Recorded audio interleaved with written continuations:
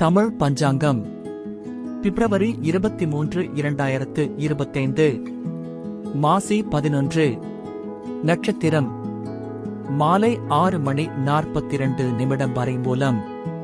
பின்னர் பூராடம். திதி பகல் 1:56 வரை தசமி. பின்னர் ஏகாதசி.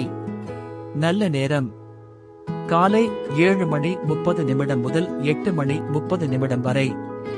பகல் 1:30 முதல் 2:30 வரை. கௌரி நல்ல நேரம் அதிகாலை 1:30 முதல் 2:30 வரை. பகல் 10:45 முதல் 11:45 வரை. பிரம்ம முகூர்த்தம் அதிகாலை 4:55 முதல் 5:43 வரை.